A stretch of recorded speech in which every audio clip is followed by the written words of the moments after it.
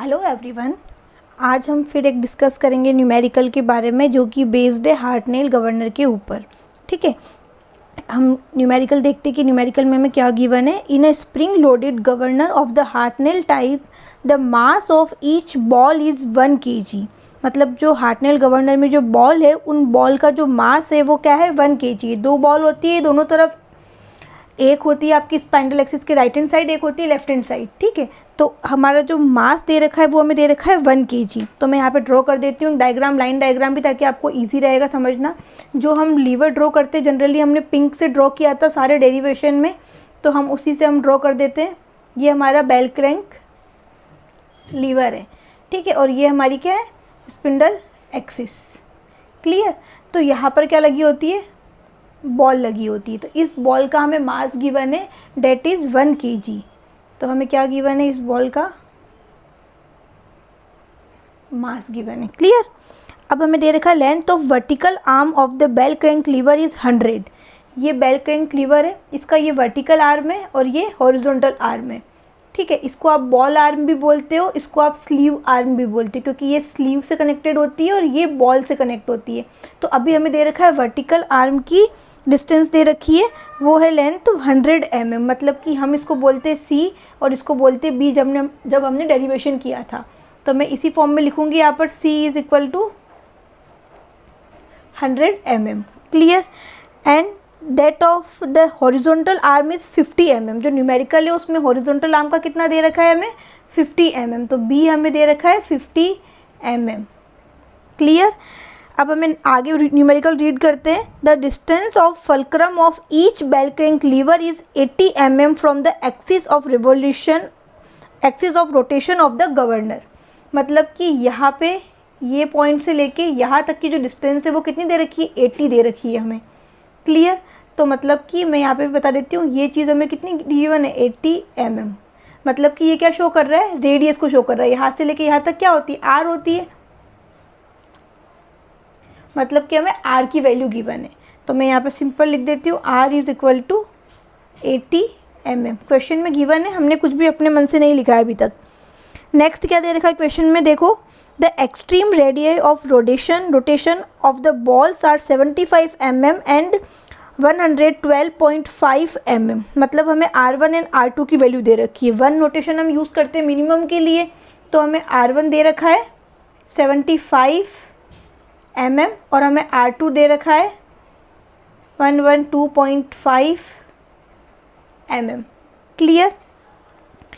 And the maximum equilibrium speed is 5% greater than the minimum equilibrium speed which is 360 rpm। मतलब कि क्या दे रखा है यहाँ पर, जो मिनिमम इक्विलिब्रियम स्पीड है वो हमें दे रखी है 360 rpm, और मैक्सिमम के लिए क्या बोला है कि जो मिनिमम है उसका 5% और आप एक्स्ट्रा ऐड कर लो तो वो आपका मैक्सिमम आ जाएगा। तो हम इसको इस तरीके से लिख सकते हैं, N1 तो दे रखा है हमें 360 rpm। क्लियर। N1 हमने देखा 360 rpm, तो मैं इससे डायरेक्ट वो भी निकाल सकती हूँ हमारा ओमेगा, तो वो भी हम निकाल लेंगे। हम N2 निकाल लेते हैं पहले। N2 क्या दे रखा है 5% एक्स्ट्रा है किसका, N1 का। तो 5% ऑफ N1 प्लस जो N1 है उससे 5% ज़्यादा है, तो मैंने उसको इस फॉर्म में लिख दिया। क्लियर। मैंने उसको इस फॉर्म में लिख लिया। तो 5% ऑफ N1 मतलब कि 5/100 360 हमें दे रखा है N1 प्लस 360। इसको जब आप सॉल्व करोगे तो आपके पास में क्या आ जाएगा, N2 की वैल्यू आ जाएगी। जब मैं इसको सिंप्लीफाई करती हूँ, 0 से 0 कट, 2 18 प्लस 360 करोगे तो कितना आ रहा है 378 rpm। 378 rpm मैंने निकाल लिया। N1 मुझे डायरेक्टली गिवन था, N2 मुझे इनडायरेक्टली गिवन था, जो कि मुझे सिंप्लीफाई करके मैंने निकाल लिया। अब इससे मैं इससे मैं ओमेगा 1 एंड ओमेगा 2 निकाल सकती हूँ। तो मैं वही चीज़ कर रही हूँ यहाँ पर। N1 से मैं निकालूंगी ओमेगा 1। ओमेगा 1 क्या होता है 2 पाई N1/60। ठीक है, तो 2 पाई की वैल्यू रखो 3.14, कैल्शियम में रख लो डायरेक्ट। N1 की वैल्यू क्या है 360/60। जब आप इसको सिंप्लीफाई करते हो तो आपके पास में ओमेगा 1 आएगा 37.7 एंड यूनिट आपको लगानी है रेडियन पर सेकंड। तो ये आपने ओमेगा 1 निकाल दिया जो कि आपका ये है। क्लियर। सेम वे में आप ओमेगा 2 भी निकाल सकते हो। ओमेगा 2 क्या हो जाएगा, 1 मिनट, ओमेगा 2 की वैल्यू हो जाएगी आपकी 2 पाई, N2 की जगह आप रखोगे 378/60। जब आप इसको सिंप्लीफाई करते हो तो आपके पास में ओमेगा 2 की वैल्यू आ जाएगी 39.56। ठीक है, 39.56, इसको राउंड फिगर में आप लिख लो 39.6 रेडियन पर सेकंड।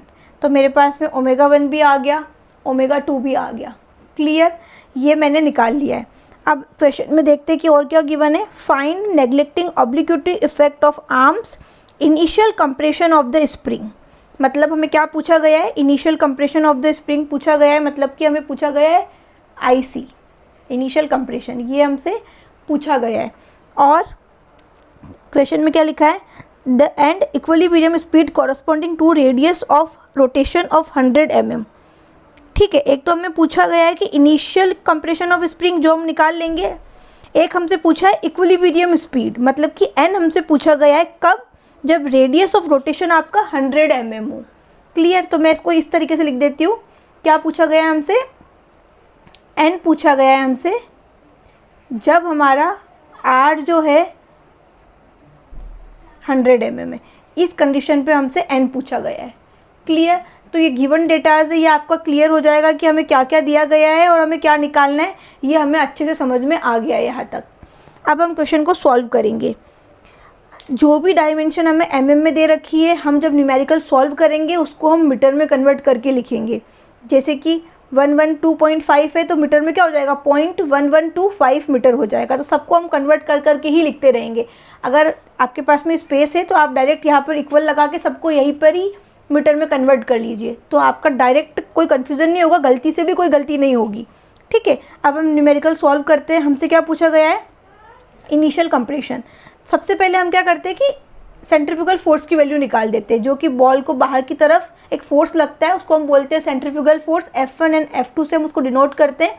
तो सबसे पहले हम सेंट्रीफ्यूगल फोर्स की वैल्यू निकाल लेते हैं। सेंट्रीफ्यूगल फोर्स की वैल्यू होगी हमारी F1 is equal to mr omega 1 का स्क्वायर। क्लियर, अब यहाँ पर R भी क्या है, हमें 2 दे रखा है, R1 एंड R2, तो यहाँ पर क्या आ जाएगा R1।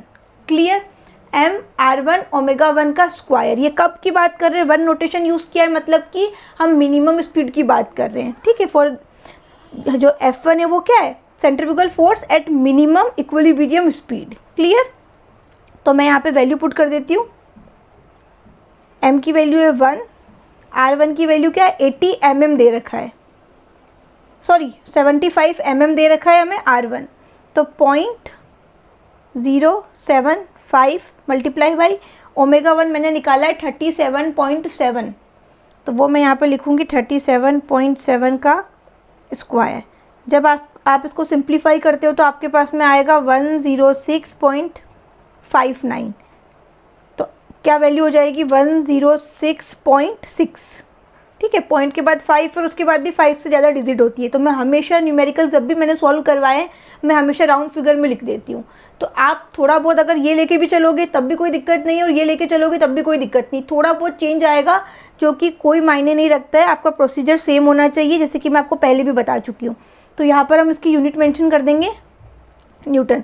तो ये क्या निकल के आया हमारे पास में, सेंट्रीफ्यूगल फोर्स की वैल्यू आई है मिनिमम इक्विलिब्रियम स्पीड पे, जो कि क्या है F1। क्लियर, अब हम निकालेंगे F2। F2 निकालने के लिए वही फॉर्मूला, नोटेशन क्या आ जाएगा, सिर्फ m R2 omega 2 square. Clear, अब m की वैल्यू हमें कितनी दे रखी है, 1, R2 की वैल्यू दे रखी है 112.5 mm। तो इसको मीटर में कन्वर्ट करेंगे, 0.1125। ओमेगा 2 कितना आया हमारे निकल के, 39.6। तो 39.6 का स्क्वायर। जब आप इसको सिंप्लीफाई करोगे तो आपके पास में वैल्यू आएगी 176.4 न्यूटन। ये किसकी वैल्यू आई है आपके पास में, ये आई है आपके पास में F2, centrifugal force at maximum equilibrium speed. Clear, हमने F1 F2 निकाल ली, क्योंकि जब हम आगे सॉल्व करेंगे IC निकालेंगे इनिशियल कंप्रेशन, तो हमें ये डेटा होना चाहिए, काम आएगा, इसलिए हमने पहले ही निकाल लिया।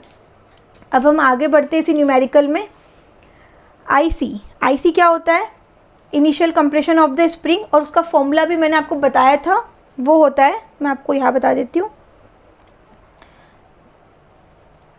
फॉर्मूला उसका होता है FS1 स्प्रिंग फोर्स, ठीक है।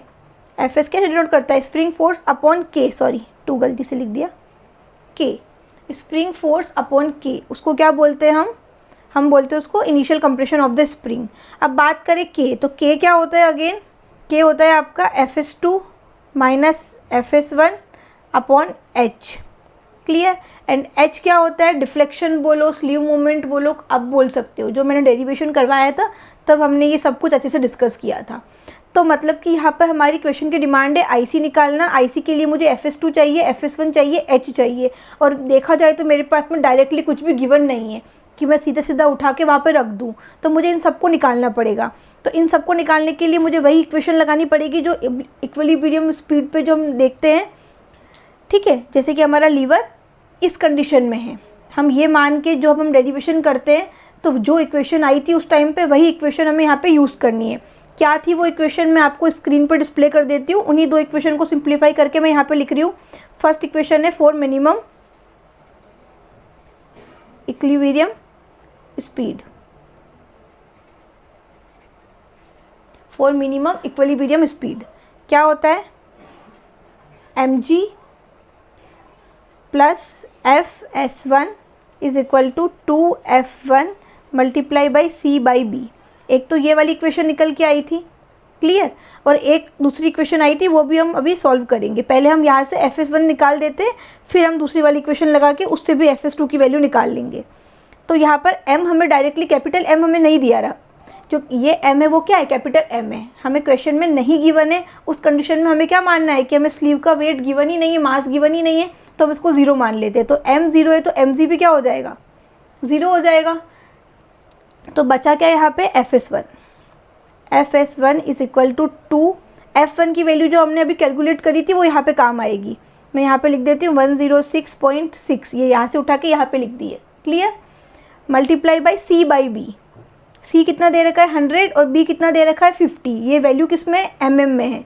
मुझे 100 mm को लिखना है 0.10, B की वैल्यू कितनी हो जाएगी? 0.05, क्योंकि मैंने क्या किया है? मीटर में कन्वर्ट किया है। आप डायरेक्ट यहाँ पे भी कर लो, ताकि आपको बार बार यहाँ पे कन्फ्यूज़न नहीं होगा कि कभी कभी गलती से भी क्या होता है हम mm में रख देते हैं, क्लियर।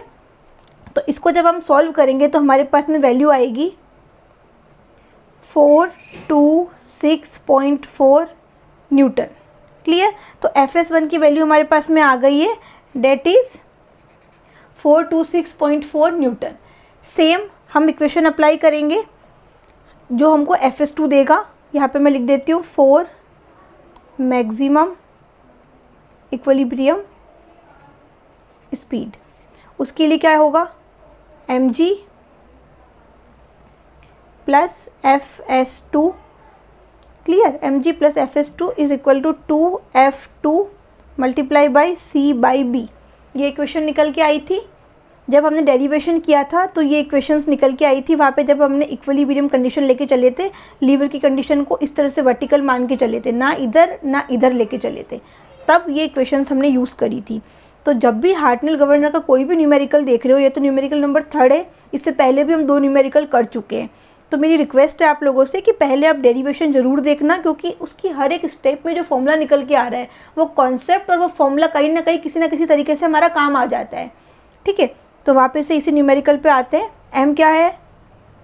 0, तो FS2 क्या निकल के आ जाएगा? 2। F2 की वैल्यू कितनी है? 176.4 मल्टीप्लाई बाई C/B। C की वैल्यू 0.05। C और B को किस में रखा है? mm में रखा है। जब आप इसको सॉल्व करोगे, सिंप्लीफाई करोगे, तो इसका आंसर आएगा 705.6 न्यूटन। तो यहाँ पर मेरे पास में क्या निकल के आ गया है? FS2 निकल के आ गया है। अब FS2 भी है, FS1 भी है, तो मैं यहाँ पर अब सिर्फ मुझे h की वैल्यू चाहिए जो कि मुझे गिवन नहीं है और मुझे वो भी निकालनी पड़ेगी। तो h कैसे निकाल सकते हो, जब हमने डेरिवेशन किया था तो डेरिवेशन के दौरान मैंने एक फॉर्मूला बताया था आपको, मैं यहाँ पे लिख देती हूँ, वी नो। वो फॉर्मूला उस डेरिवेशन में निकल के आया था, तो हमें वो चीज़ याद होनी चाहिए। और जब आप डेरिवेशन एक बार अपने हाथ से कर लोगे तो आपको ये सारे फॉर्मूले अपने आप दिमाग में फिट हो जाएंगे। h क्या है, R2 माइनस R1 B/C, ये हमारा निकल के आया था। ठीक है, इसको मैं ब्रैकेट भी बना देती हूँ ताकि आपको पता भी रहे कि ये याद होना चाहिए। वैसे याद तो आपको ये भी होना चाहिए, ये भी होना चाहिए, क्योंकि डेरिवेशन में तो क्या हम सॉल्व करते टाइम लगा के आराम से करते हैं, लेकिन यहाँ पे डायरेक्ट हमारे दिमाग में होना चाहिए कि हमें क्या अप्लाई करना है ताकि टाइम हमारा सेव हो सके एग्जाम में। तो h क्या है, R2 minus R1 B/C, R2 भी है, R1 भी है, B भी है, C भी है, सब कुछ है हमारे पास, बस वैल्यू पुट करनी है। R2 कितना दे रखा है हमें, 0.1125 माइनस R1 कितना है, 0.075 में कन्वर्ट करके ये वैल्यू आई है। ठीक है, ये हमें वैल्यू गिवन थी यहाँ पर। B/C, B कितना है 0.05, C कितना है आपका 0.01, सॉरी 0.1, इस तरीके से लिख दो, 0.10 कर दो, कोई फ़र्क नहीं पड़ता, 0.1। क्लियर। तो ये हमारे पास में B और C की वैल्यू थी, उसको भी मैंने मीटर में कन्वर्ट करके यहाँ पे लिख दिया। जब हम इसको सॉल्व करेंगे तो क्या आएगा, डायरेक्ट में लिख देती हूँ यहाँ पर 0.01875 मीटर। किसकी वैल्यू आई है, ये h की वैल्यू आई है जो कि ये है। क्लियर, ये हमारे पास में h आ गया है। अब सब कुछ है हमारे पास में IC निकालने के लिए, तो मैं यहाँ पे IC निकाल सकती हूँ इस फॉर्मूले को यूज़ करके, FS1 अपॉन ये वाली वैल्यू रख के। तो सबसे पहले मैं क्या करूँगी, IC निकाल लेती हूँ। पहले मैं चाहूँ तो K निकाल लो, K क्या होता है, FS2 minus FS1 upon H। तो मैं यहाँ पे सबसे पहले K की वैल्यू निकाल लेती हूँ, स्टीफनेस, यहाँ पे लिख देती हूँ, जगह है। K इक्वल टू FS2 कितना है 705.6 माइनस FS1 कितना है 426.4 अपॉन H की वैल्यू कितनी निकल के आई है 0.01875। ये किस में निकल के आई है, मीटर में निकल के आई, क्योंकि हमने सब डेटा किस में यूज़ किया है, मीटर में यूज़ किया है। क्लियर। तो जो हमारा K निकल के आएगा वो यूनिट क्या होगी, मीटर में होगी। जब इसको सॉल्व करोगे तो आएगा 14890 न्यूटन मीटर आएगा, यहाँ पे mm नहीं आएगा। लेकिन जब हम यहाँ पर IC निकालेंगे तो हम वहाँ पे आंसर जनरली क्या करते हैं, mm में निकालते हैं। तो हम यहाँ पर क्या करेंगे, इसको mm में कन्वर्ट कर लेते हैं, 14.89 न्यूटन पर mm। जस्ट मीटर को mm में कन्वर्ट करा है तो ये हमारी वैल्यू निकल के आ गई है। तो हम IC निकाल सकते हैं। IC क्या है, FS1 अपॉन आपका जो स्टीफनेस है K, उसकी वैल्यू। तो मैं यहीं पे निकाल देती हूँ, FS1 कितना है 426.4 अपॉन जो K की वैल्यू यहाँ पे निकल के आई है ये वाली, ये यहाँ पे डायरेक्ट रख दो आप 14.89। क्लियर।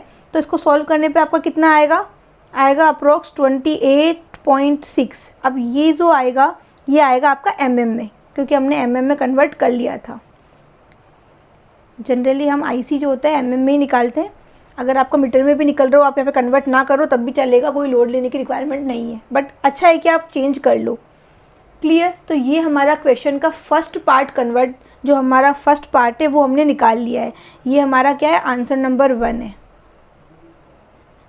Answer number 1। अब हमें दूसरा एक और चीज़ पूछी गई है, वो हम देखते हैं कि हमें क्या पूछी गई है। हमें इक्विलिब्रियम स्पीड पूछी गई है जब हमारा रेडियस कितना हो, 100 mm हो। ठीक है, इक्विलिब्रियम स्पीड जब रेडियस 100 mm हो।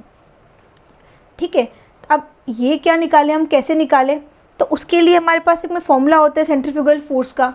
ठीक है, मैं आपको इसी पेज को थोड़ा शिफ्ट करके यहाँ पे करके दिखाती हूँ। क्लियर, आई होप आपको दिख रहा होगा। क्लियर, मैं यहाँ पे एक लाइन कर देती हूँ ताकि आपको समझ में आए, सारा मिक्स एंड मैच ना हो। क्लियर। अब हम फिर से देखते हैं, जो हमारा सेंट्रीफ्यूगल फोर्स होता है वो क्या होता है, M/R ओमेगा स्क्वायर। ओमेगा को हम n की टर्म में भी लिख सकते हैं। कैसे लिख सकते हैं, 2πn/60। देखो m हमारे पास में कितना है 1, r हमें कितना दे रखा है, ये वाला 80 mm नहीं लेके चलना है। हमें कंडीशन क्या पूछी गई है कि हमें n निकालना है जब हमारा r की वैल्यू 100 mm हो। 100 mm मतलब कि 0.1 मीटर। तो यहाँ पर हम क्या लिखेंगे, 0.1 लिखेंगे। क्लियर। बच्चे जनरली क्या करते हैं, पता है कि हमें R 100 mm पे निकालना है, मतलब 0.1 मीटर पे निकालना है, लेकिन फिर भी R की वैल्यू हम ये गलती से कभी कभी पुट कर देते हैं। तो इस बात का ध्यान रखना।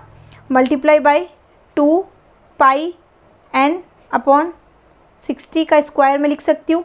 मुझे क्या चाहिए, n चाहिए। तो मेरे पास में क्या होना चाहिए, FC अगर मेरे पास कहीं से मिल जाए मुझे, तो मैं ये n की वैल्यू आराम से निकाल लूँगी। मैं इसको इक्वेशन नंबर 1 नाम दे देती हूँ। ठीक है, इस इक्वेशन नंबर 1 में मुझे अगर FC की वैल्यू कहीं से मिल जाए तो मैं ये आराम से n निकाल लूँगी यहाँ से। अब बात ये आती है कि FC कहाँ से लेके आए। तो FC के लिए मैं आपको एक फॉर्मूला बताती हूँ। पहले मैं आपको सिर्फ ये फॉर्मूला बता रही हूँ, और ये सॉल्व करने के बाद में मैं आपको ये कंसेप्ट भी बताऊँगी कि फॉर्मूला आया कहाँ से। ऐसा नहीं कि मैंने सिर्फ डायरेक्ट आपको बता दिया कि याद कर लो, मैं समझाऊँगी आपको कि कैसे आया, और फिर आपको याद तो करना ही पड़ेगा। क्लियर। लेकिन समझ के याद करोगे तो वो ईजी रहेगा। तो पहले मैं आपको फॉर्मूला लिख देती हूँ यहाँ पर। FC is equal to F1 plus F2 minus F1 R minus R1 upon R2 minus R1। ये जो फॉर्मूला है, ये फॉर्मूले से मुझे क्या निकल जाएगा, FC निकल जाएगा, क्योंकि F1 मेरे पास में है, F2 F1 है, R भी है, R1 भी है, R2 भी है, सब कुछ मेरे पास में है। तो मैं यहाँ से FC निकाल लूँगी। जस्ट मुझे वैल्यू पुट करनी है और FC निकालना है। ये फॉर्मूला कैसे निकल के आया, ये मैं अभी आंसर निकलने के बाद में n की वैल्यू निकल जाएगी, उसके बाद में मैं आपको एक्सप्लेन करती हूँ कि ये कैसे निकल के आया। क्लियर। तो थोड़ा सा पेशेंस रखना। जो हमारा FC है वो क्या है, सेंट्रीफ्यूगल फोर्स है एट एनी इंस्टेंट।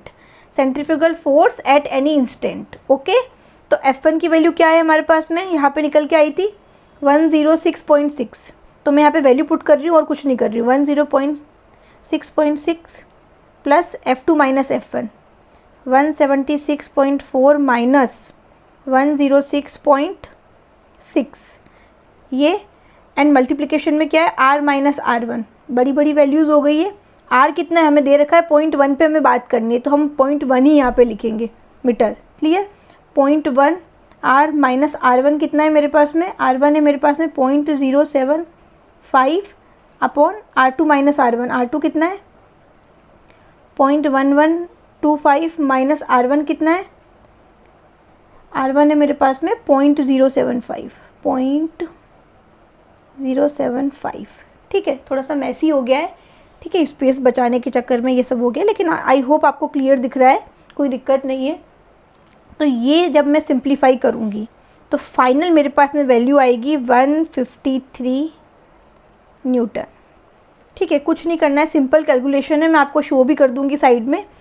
तो ये निकल के आया है 153 न्यूटन। अब 153 न्यूटन निकल के आ गया है, जो कि क्या है, FC है।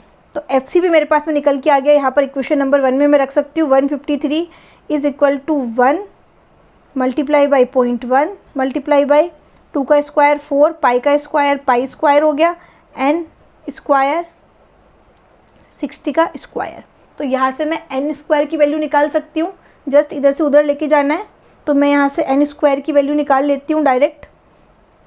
ठीक है, इस n स्क्वायर की वैल्यू के लिए क्या करना पड़ेगा, 153 multiply by 60 square upon 0.1 multiply by 4 pi square.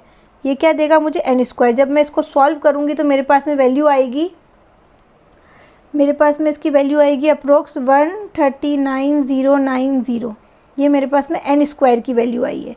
जब मैं इसका अंडर रूट ले लूँगी तो मेरे पास में क्या आ जाएगा, n आ जाएगा, डेट इज़ 373 RPM। ये मेरा एक सेकंड आंसर निकल के आ गया जो मुझे क्वेश्चन में पूछा गया था। क्लियर। तो इस क्वेश्चन को सॉल्व करने के लिए क्या क्या फॉर्मूला याद होना चाहिए, मैं यहाँ पे मार्क कर देती हूँ।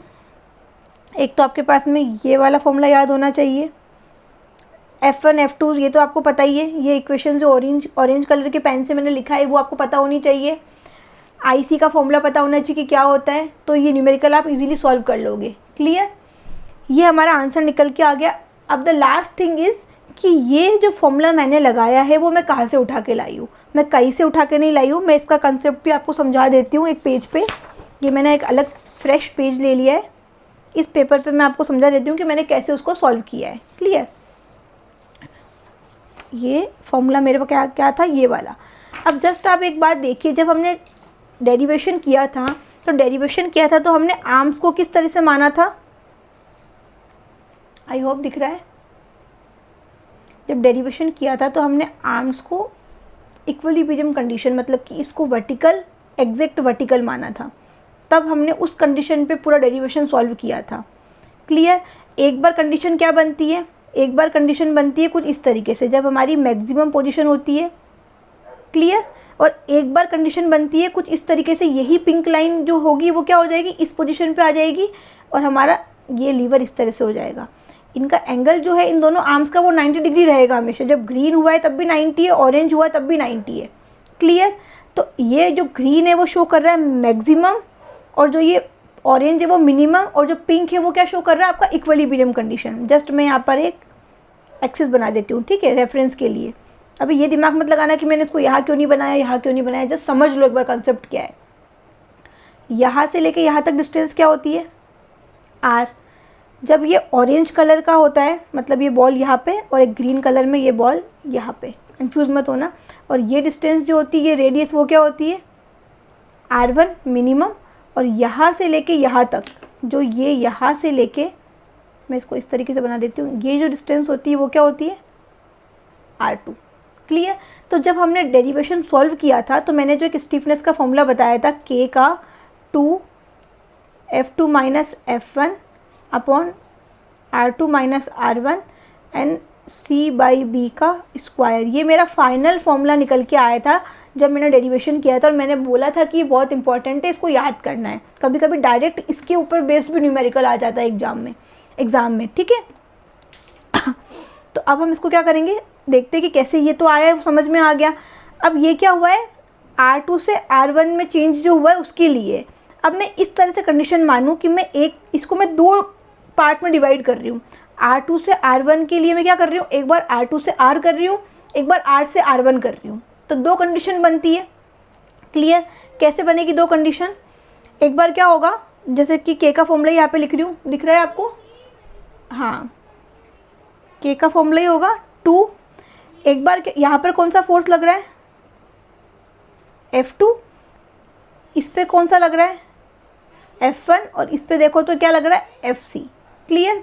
जो इक्विलिब्रियम कंडीशन है उस पे FC, जो मैक्सिमम है उसको मैंने F2 सेंट्रीफ्यूगल फोर्स माना है, और जो मिनिमम है उसका F1 सेंट्रीफ्यूगल फोर्स माना है। क्लियर? पेशेंस रखना, समझ में आ जाएगा, कोई कॉम्प्लिकेटेड चीज़ नहीं है। डेरिवेशन कर लिया, न्यूमेरिकल्स कर लिए, तो ये तो कुछ भी नहीं है। क्लियर? तो 2, अब मैं यहाँ पे इक्वेशन में क्या हो जाएगा? F2 माइनस F1 हो रहा था पहले, F2 माइनस F1 हो रहा था। अब मैं सिर्फ कंडीशन क्या लेके चल रही हूँ? कंडीशन में लेके चल रही हूँ यहाँ से यहाँ तक की, ये से ये तक। तो मतलब कि F2 और FC की बात होगी, R2 और R की बात होगी। क्लियर? तो इसी को सिंपल कर देते हैं। 2